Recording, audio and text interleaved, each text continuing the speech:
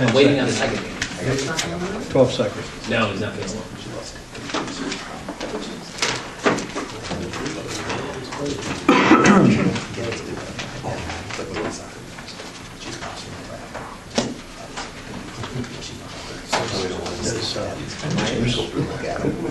Indian? Huh?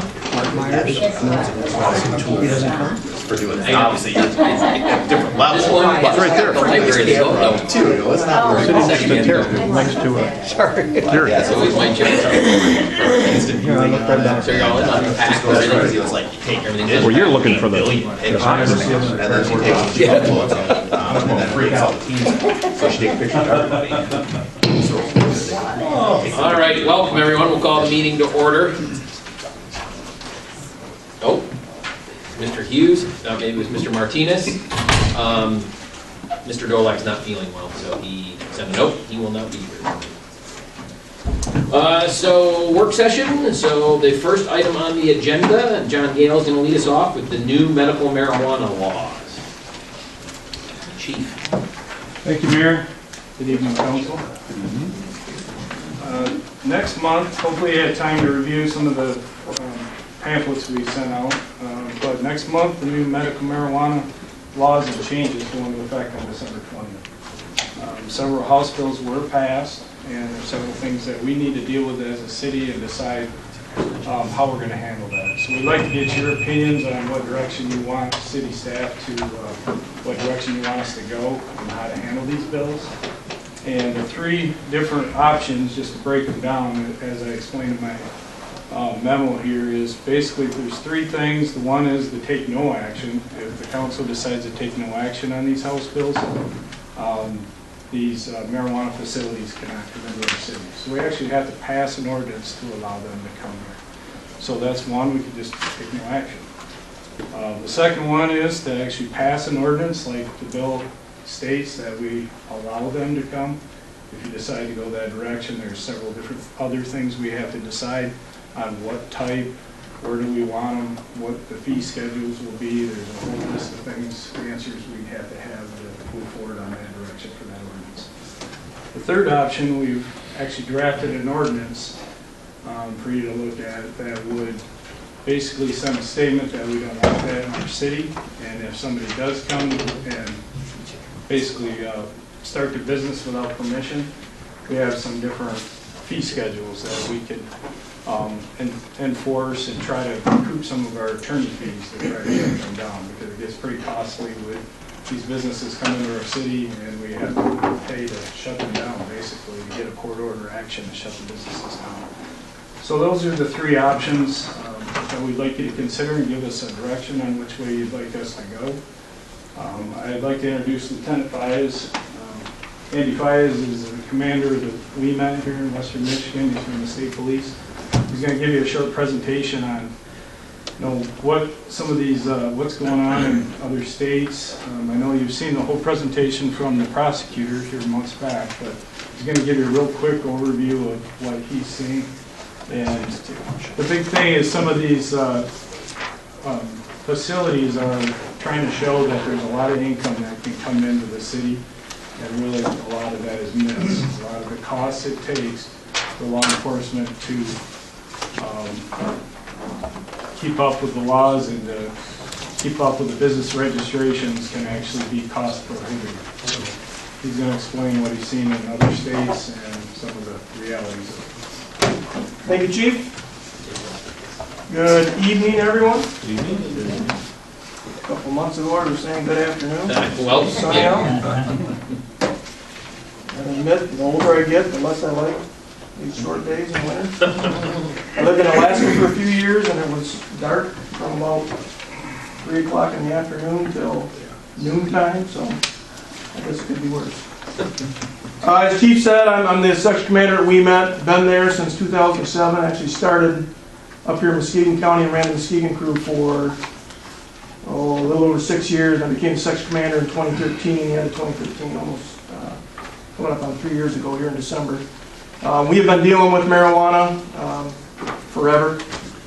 We legalized medical marijuana in 2008, as you're all perfectly aware.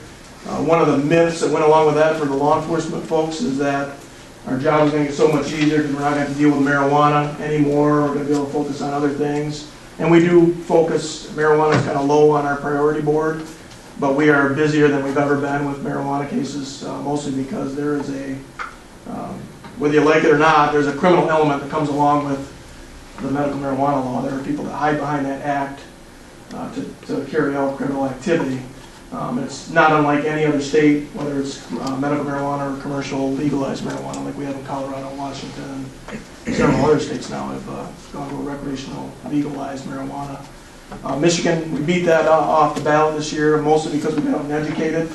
One of the reasons I think that we saw medical marijuana pass at such a high rate back in 2008 is we did not, as law enforcement, get out and say, here's what this is going to look like.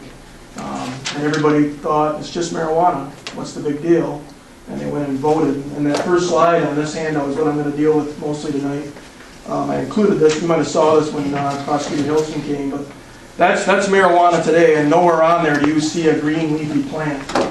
It is all extracts, and I was just compiling some stats today for our fiscal year activity, and we seized, I think, 14 to 15 pounds of this extract. 1,600 and some marijuana plants in the last fiscal year, and over 140 pounds of regular green leafy marijuana, but 14 pounds of this extract.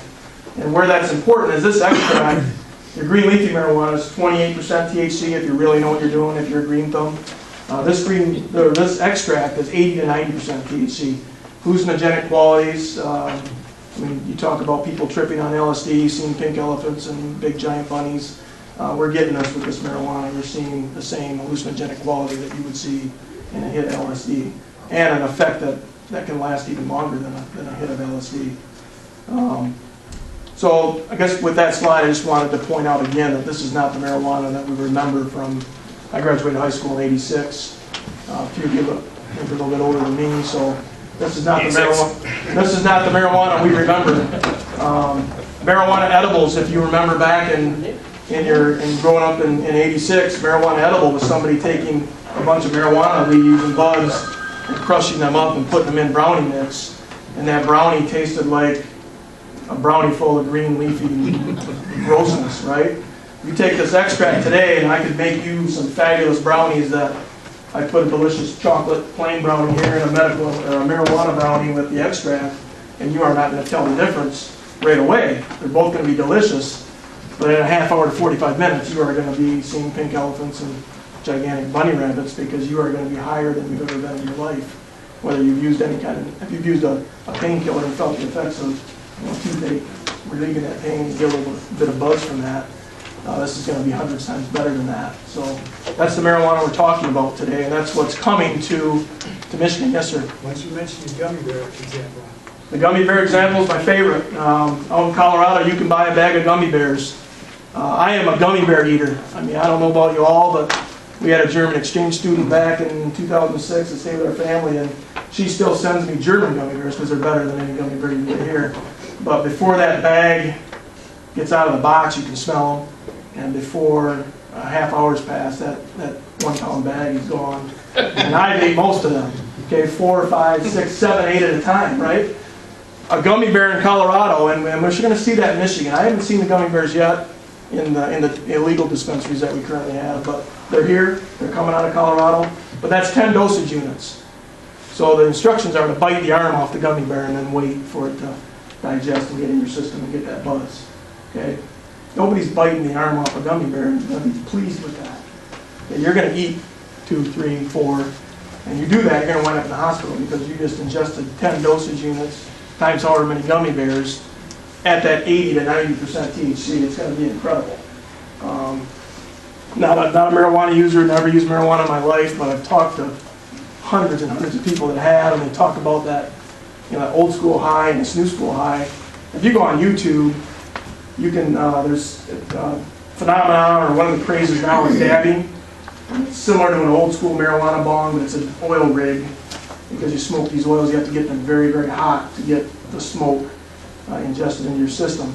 But there are folks that never use that green leafy marijuana again because of the incredible high from a extraction. That's where this slide, these peanut buttery looking things are gonna rule the market. You go into Colorado, into a dispensary, whether it's legalized or medical, and they've got all these products sitting out there. Suckers, gummy bears, soda pop, anything you can make with a marijuana extract. And, Is that allowed in Michigan with a medical marijuana license that they can use these concentrates versus? starting December 20th of this year, that will all take effect. Oh, that's Understand that we got some changes coming to it's called the new act is the Medical Marijuana Facility Licensing Act. That covers all the expansion that we just created. But our current caregiver model and patient model is still in place. That's alive and well. And those folks on December 20th are going to be able to start making edibles or medibles, if you want to call them that, extracted products that are ingestible. under their existing license or whatever it's called? Correct. Okay. Under the new act, it's going to allow those folks under the old act to start making extracts. Right now, till December 20th, it's completely illegal to do any kind of extraction of marijuana oils under any act. And again, to make the best edibles, you've got to do the extraction process. Nobody's grinding up marijuana bud and flower and plant and sticking it in there. Brownies, gummy bear mix, whatever it might be. Do they still have the restriction from the number of plants that each caregiver can have? And how does that then correspond with the edibles, butters, whatever all this other stuff is? In the old school, under the old school Medical Marijuana Act, you can have, if you're a patient, you're allowed 12 plants and 2.5 ounces of processed marijuana. So dried, usable marijuana. And then you can be a caregiver as well.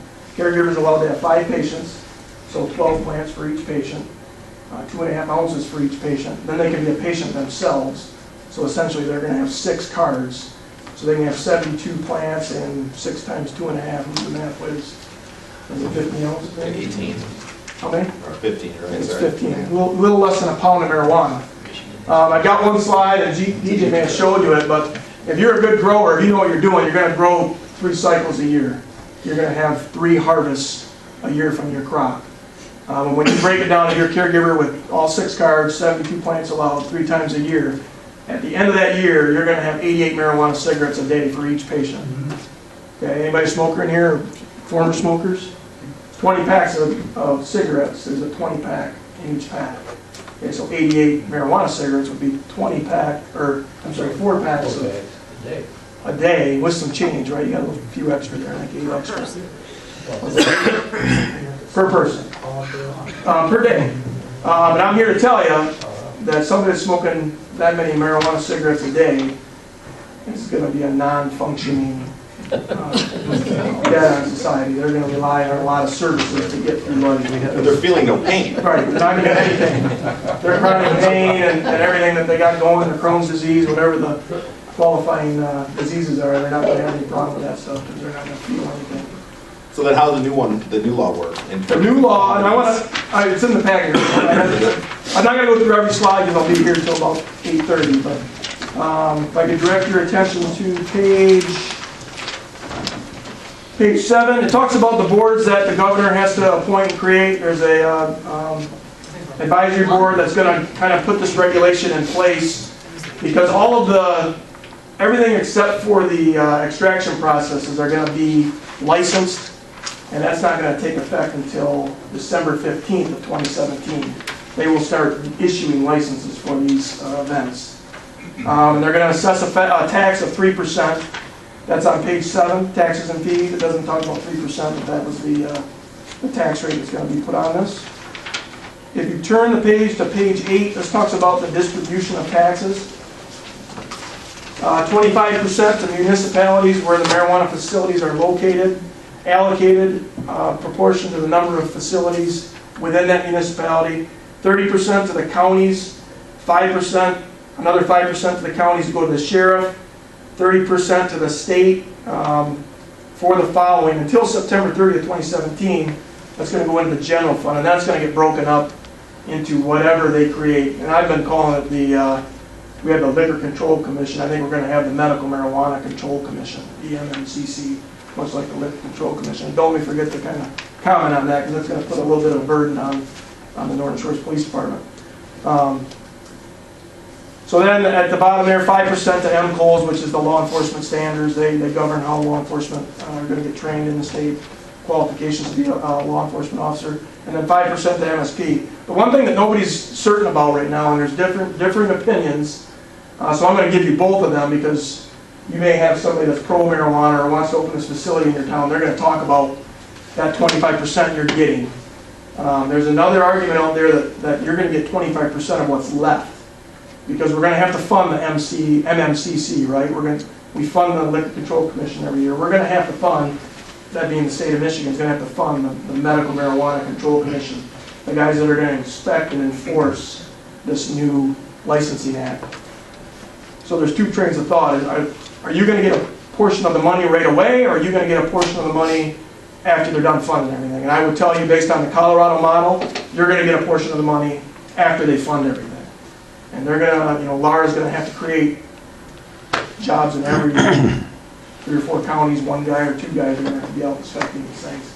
And again, they're gonna have several counties, and that's where the police department is gonna become a little bit busier doing some of these things. But again, until the governor forms these panels to start regulating or forming the regulations to live by on this thing, we're not gonna really know what that pot of money is going to look like. But you're going to hear from people that want to set up shop that you're going to get 25% of millions of dollars. And I don't know that I agree with that at this point, but I guess I don't disagree with it either. It's just unforeseen on what that pot of money is going to look like. And I'll take you to page 10 and start talking about who's going to be licensed by the state of Michigan. The top slide on page 10, there's going to be 3 types of growers, class A, B, and C.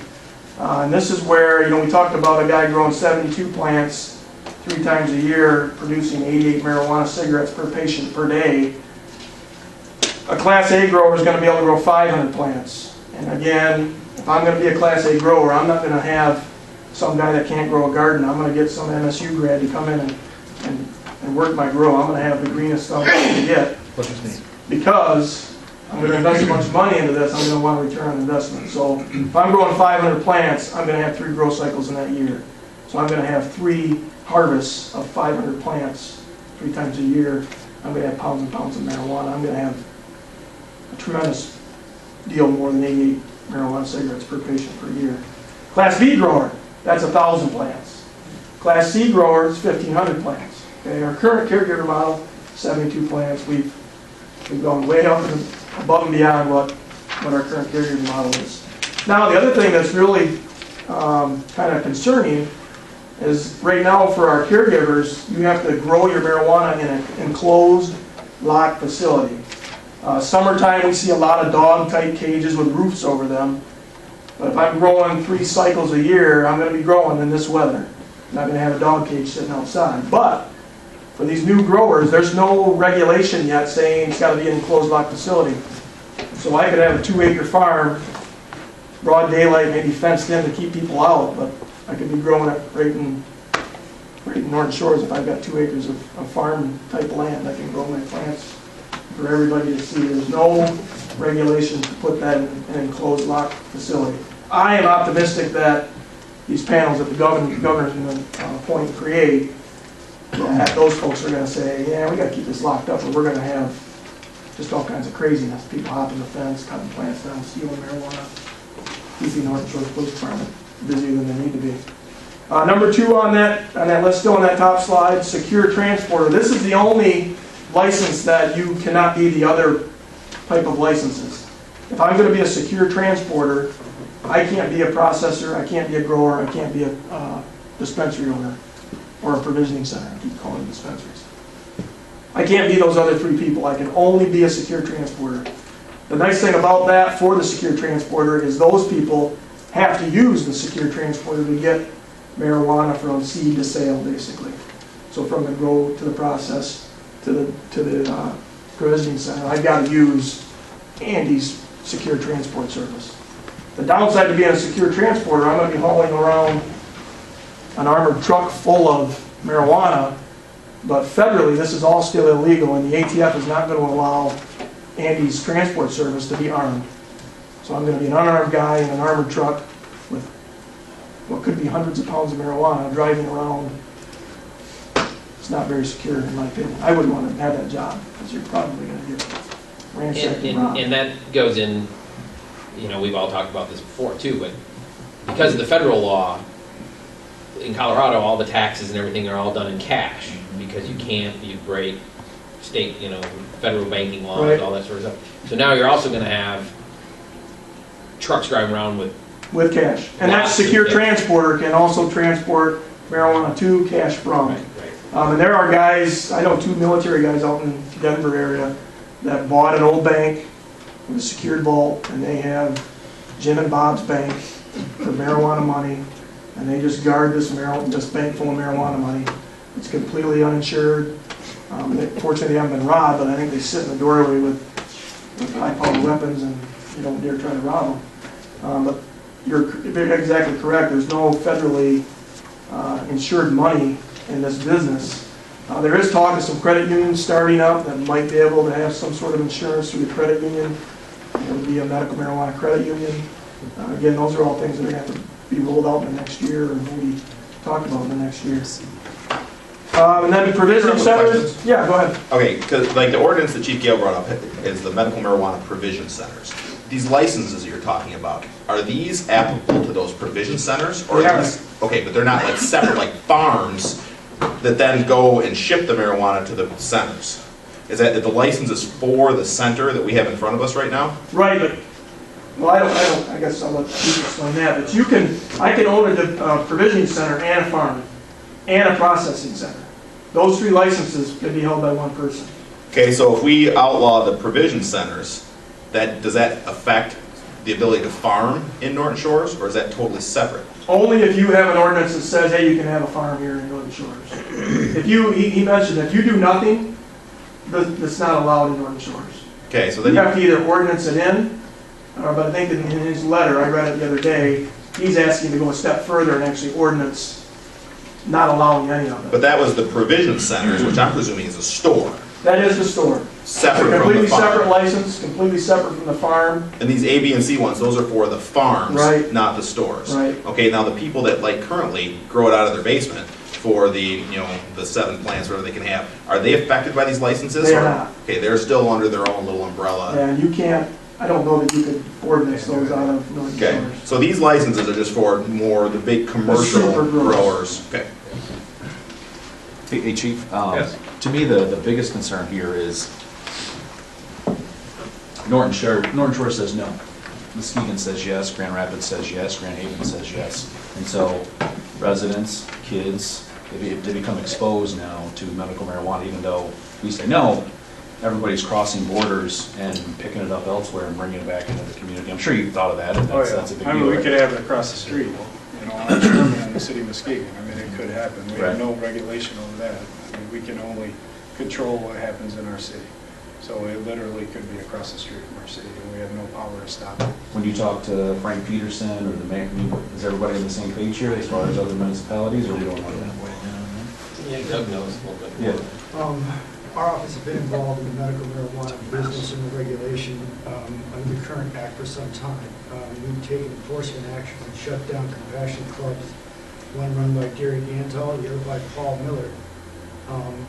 One of the things that they're not mentioning yet, which I think is important to mention, is that these become centers for criminal activity. When I took the deposition of Derek Gantel, he says proudly that this is the safest place to conduct the marijuana business at his place because he's got armed guards guarding the supply. It also happens to be in a neighborhood. And why would you put a facility in a neighborhood with guys with guns to protect from robbers? So these facilities attract crime into the area. So all the communities in Muskegon County have the same discussion, the same option, the same presentation, and they have to decide independently what they're going to do. Sorry, I can't shut this off. It's a new phone. But they're called smart, they're smarter than us. So, this discussion's been conducted at the county, Muskegon Township had the presentation, the city of Muskegon Heights had the presentation. We were told initially, and there was some initial effort by the administration in Muskegon Heights to go ahead and process the ordinance to allow the provisioning because the gentleman wanted to take advantage of the revenue stream. He's also a friend of Mr. Peterson, who was inclined initially to also grab the revenue and implement the regulatory scheme. Both gentlemen, I've been told, are now thinking about it because it is not what law enforcement wants in those two communities. And I think if John was to give his candidate recommendation, we did not do it here either. So I don't think Muskegon Township's going to do it. I don't know what you all want to do, but you don't have to do anything. We get into the swamp when we decide we want to regulate this stuff. So the state statute says before any of this activity goes on, the local government has to decide to opt in, and that's what gets complicated. So to your point, will other jurisdictions opt in? They may. We can't control that. It's interesting because the increase, there's been a statistical finding of the adjoining states surrounding Colorado, the arrests for possession of marijuana have gone up because people go to Colorado, they put it in a car, they put it in a bag, they fly home, and they get caught. So those law enforcement tools may ramp up here if the Heights decides to do it or the Grand Rapids decides to do it. We can't help that. But the question in the first instance is where do you want the city of Norton Shores to go? You want to opt in and get involved in a lot of this complicated stuff, or just not do it at all and say when they call, we don't allow it? I've been contacted by attorneys and by property owners. We want to open up. When can we start? Well, you can't start until local government approves a regulation to allow it. They're buying up big buildings in the Heights. Their position is we're trying to rid ourselves of all the criminal activity in association with all this kind of drug activity, so maybe we don't want to do it, and I don't know what they're going to do. Nobody's decided to opt in yet, to my knowledge. And there's no rush to opt in. There was a lot of pressure by the users, the growers. They want to quickly get going. They want to buy up and big up the building, start installing their growing operation. But no, none of that happens until some jurisdiction says, yes, we'll do it. And saying yes is a very complicated set of regulations and procedures and stuff that's just very unknown. So it's a policy decision that you can make. I'm happy to answer any questions like that. I've seen the presentation 2 or 3 times. You forgot to tell the story about the exploding house. Yeah, we're going to talk about. Don't steal his thunder. We're going to talk about butane ash oil extractions here in a minute. I think one of the slides covers that. Yeah, so I've seen the presentation. Oh, it's hilarious. Yeah, if I can direct it back to your pamphlet, we covered pretty much all the licenses on page 10. And then if you keep reading, we won't go over each one individually, but on page 11, page 12, and to the middle, actually to the bottom of page 13, it breaks down those individual licenses. And again, you can be a provision center owner, a farmer, and a processor, and have those 3 licenses. So Andy Fias LLC could have those 3 licenses. But if I want to be a secure transporter, I can't do any of those other things. So the secure transporter, whoever sets that shop up, and Ken Stecker is an attorney from the Prosecuting Attorneys Association of Michigan. He's got a great presentation if you ever want to hear this in great detail. He's hearing rumors that there's only going to be about 5 licenses statewide for secure transporters. There's going to be a monopoly on that, and it's going to be 5 people making a ton of money because they're going to own the monopoly on the secure transport. We'll see what happens. If I could direct you to, we're going to skip all the responsibilities of those provisioning centers, but I encourage you to read them. We'll go all the way to page 16. And the one thing I do want to point out to you, as a municipality, you will have the right, once they get a state license, the municipality will be allowed to charge up to $5,000 annually in licensing fees if you were to allow any type of these licenses to be in your city. And that's one of the things that some of these cities are looking at and thinking that's going to be great. But again, I will kind of wrap this thing up with why that maybe won't be so great for you. And then on page 17, if you look at those 2 charts, one's Colorado, all of Colorado, and then below that is Denver. But the pink and green are marijuana stores in the state of Colorado, city of Denver. And you can see in the state they're kind of third to pharmacies and liquor stores. And then in the city of Denver, they're leading the charge. There's more marijuana stores than pharmacies, McDonald's, liquor stores, Starbucks. There's actually more, if you combine Starbucks and McDonald's for my presentation, there's a lot more marijuana stores. I went out to Colorado twice since they legalized to 2 different conferences. And the day of my flight out, I had some downtime. It wasn't Andy the cop, I was just Andy, the guy walking around, and I went to park my car in a 8 block, kind of did a figure 8, so that'd be 8 blocks or 6 or 7 blocks. But there was a store on every block. And much like you were talking about, I was followed by 5 or 6 college-age kids. And for every store I went in, they went in. I didn't buy a thing. I'll tell you a story about some exporting that they encouraged me to do, but those kids followed me to every store, and they bought at every store. They talk about the seed-to-sale tracking. And Colorado was struggling with, if Andy Fias goes into a store and buys 2.5 ounces, there's no system out there to tell everybody that, hey, I just bought 2.5 ounces, don't sell anymore to me. So what these kids do is they go to store to store to store to store to store to store to store, and they buy high-grade Colorado marijuana, and they shoot north, east, west, out of state, and they sell it for 5-10 times what they're selling. The black market is alive and well, and regardless of whatever seed-to-sale tracking the state of Michigan puts in place, the black market is going to be alive and well. Regardless, I mean, it is going to be very easy to divert seed-to-sale marijuana that's tracked with a barcode. I'm going to be able to divert that to non-patients, people outside the state of Michigan, you name it. One of the top 10 exported products out of Colorado, and it might even be up in the top 5 now, is marijuana. There's marijuana leaving the state of Colorado in UPS boxes, FedEx boxes, mail boxes, you name it, cars. There's one town on the edge of Colorado and Kansas, I believe, and I was terrible in geography, so if Kansas doesn't border Colorado, I apologize, but I think it does on the northeast side. There's one little town outside of Holton Township, and if you're not familiar with Holton Township, there's a blinking yellow light there. There's no traffic light. I don't know what the population is, but it's not much. There's 7 dispensaries in this town in Colorado, and they are all lucrative, very busy, foot traffic in and out. Guess where all the traffic comes from? Kansas. The state of Kansas. Because you can go into Colorado as soon as you step foot. If you're 21, you can buy 2.5 ounces of marijuana at any store you want. If you get caught with more than 2.5 ounces, you're in trouble. But law enforcement is busy with, they're no different than law enforcement here in Michigan, and they're one call to the next call. So dealing with the guy that maybe hit 2 or 3 stores is kind of low on the totem pole. And all their business is coming from out of state. And you mentioned that Norton Shore starts one up.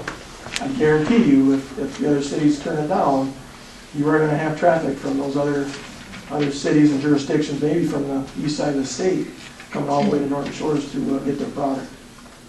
Because we do grow great marijuana in Michigan. I mean, our medical marijuana, if they didn't do anything else, it created a very high quality. We've got the 30% THC, and we've already got the 80 to 90% extracted products right here in West Michigan. We seized 14 pounds of it last fiscal year. The other thing I wanted to point out to you is it's written into this law that if Andy Fias was arrested for violating anything in this act that happens in December of this year, I can then petition the court to go and expunge my record, because even though it was back in 2012 when we popped Derek Antal for operating a dispensary, which was selling pounds and pounds of marijuana to whoever wanted to walk in the door, my undercovers bought marijuana without cards, with fake paperwork, you name it, he sold it. For him, it was all about making money. He can now petition the court and ask to have that all expunged, because that's all going to be legal, possibly, on December 20th, 2018, or 2017, when these licenses start coming out. So we'll just have to see what will happen there. We already talked about on page 19, the Marijuana Tracking Act. That's the seed-to-sale tracking. Colorado's got a great system, but again, they don't track. They track it from seed to sale, but after the sale, who knows what's happening to it? And there's a lot of marijuana being diverted outside of Colorado after the sale. Lastly, I want to talk about whether it's medical, legally, recreational use, and we'll probably see a recreational ballot pushed hard in 2018. And again, I already mentioned that the reason I think we passed medical marijuana is because myself and my other law enforcement counterparts kind of sat back thinking, this is crazy, this is never going to pass. And the one thing Colorado said, they did the same thing with recreational use. They sat back, thought, this is never going to pass. I mean, this is common sense. And they didn't educate anybody about today's marijuana, and it passed overwhelmingly there, much like our medical marijuana. And I think one of the reasons we didn't see it get on the ballot is because myself and other law enforcement got out and showed you that presentation as many times as you wanted to watch it. And when you got to the courthouse and they were, hey, you sign this petition so we can get it on the ballot, we were like, no, 85 has told me about this stuff and I ain't signing it. And they didn't get enough signatures to get it on the ballot. I think we're going to see them tenfold in 2018 because we've just expanded. If you look at Colorado's timeline as to how they went to legalize, they expanded their medical marijuana program to include edibles, dispensaries, big farms, about 3 years prior to legalization. So we're kind of paving the way for that, unfortunately. But again, the one thing I will tell you is many people that I've interviewed that have a legitimate purpose, maybe there's a kid with ADHD and they're taking that CBD, which is the cannabinoid, which is a non-psychoactive ingredient in marijuana. If you want to read up on this stuff, that has zero psychoactive ingredient. You're not going to get high from the CBD. And it's shown to have some medical quality for ADHD, some learning disorders, some seizures, things like that. But again, you're not taking it and getting high. But I'm not making any money off that. The THC is where it's at. That slide on page 1, these extracts, that's where it's at. This rock candy looking substance at the bottom, we call that shatter because it would shatter if you threw it on the ground. $10,000 a pound for that stuff. Okay, and a pound of marijuana, good medical marijuana, if it's really good, right now is about $3 grand in West Michigan. As these things start expanding and these provisioning centers start opening, City of Lansing's already got several. City of Detroit's got over 100. I don't see them backing away from it. It's probably going to be some ordinance that are allowing it.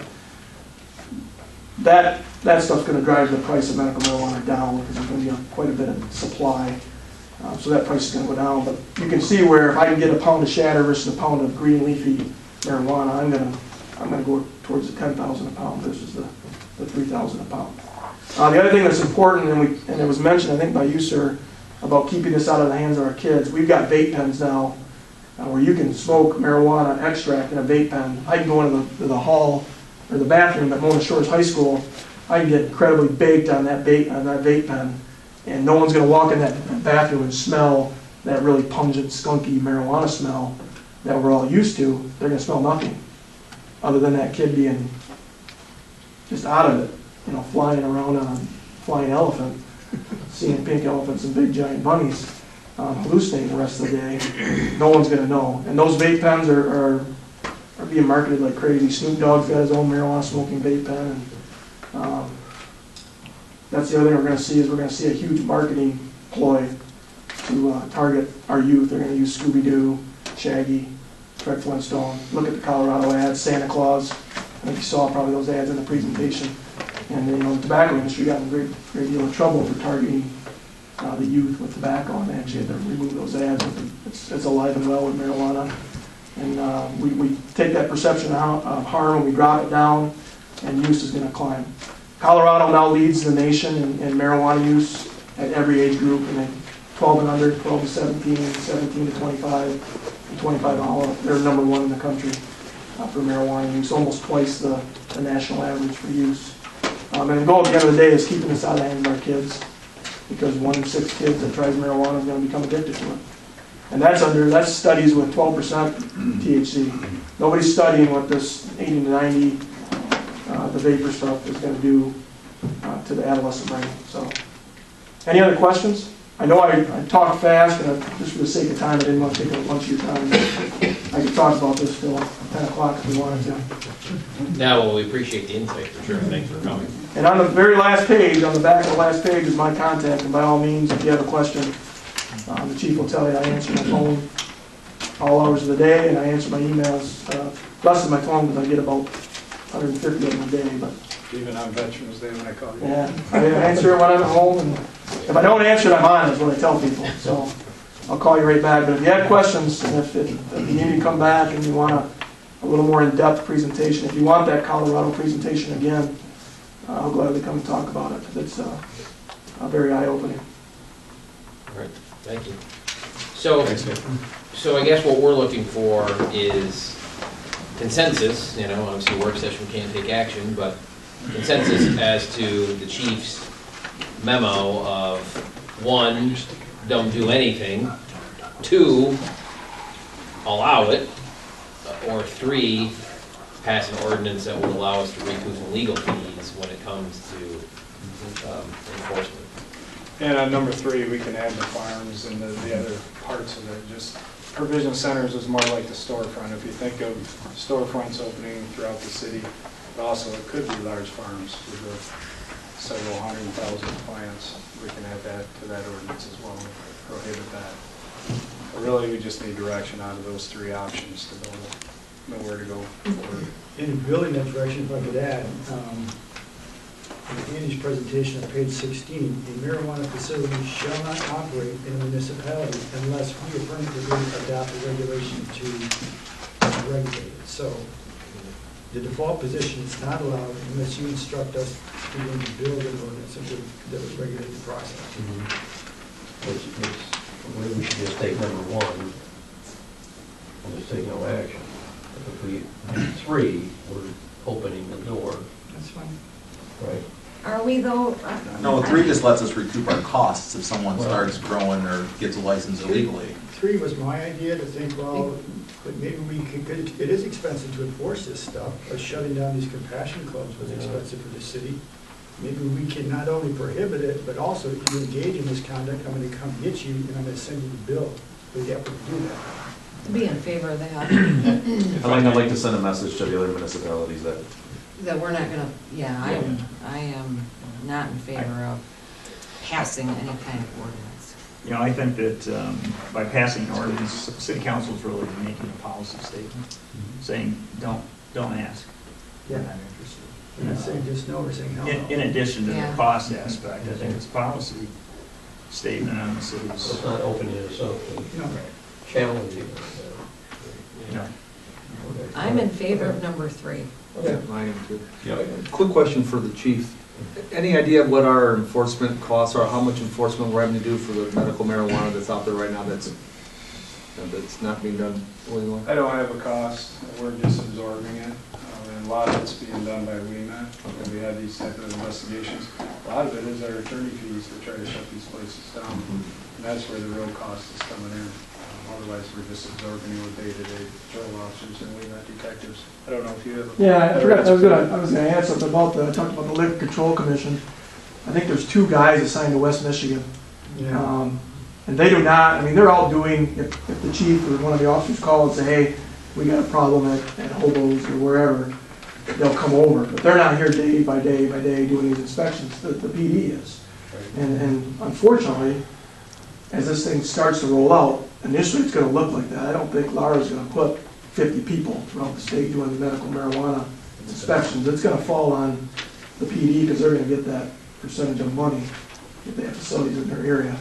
But I will tell you that, and Chief could probably give you a number, that they do, I remember working patrol up in Nuevo County. In a year's time, I probably did 250 liquor inspections. On slow nights or downtimes, or you got a tip that so-and-so was selling to minors, so you run in there and do a liquor inspection. The LCC was not out doing that. It fell on the back of law enforcement. And it's hard to answer that also because the facilities that we have now are caregivers and we have no authority over them. So to go in and inspect them and put a cost on that, I really don't have that because there's not a lot we can do. And still with this new law, there's not a lot we can do with that. There's literally dozens of them in our city right now that are people who have it in their basement or they're selling out of their house.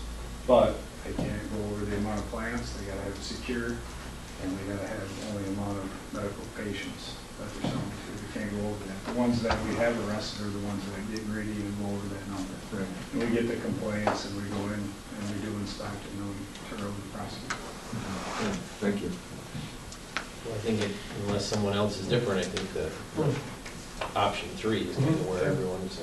Yeah, and hopefully the other cities will will go, hey, this is, hopefully they'll follow our lead. Yeah. So, All right. Well, thank you both. Thank you thanks. for your time. Thank you.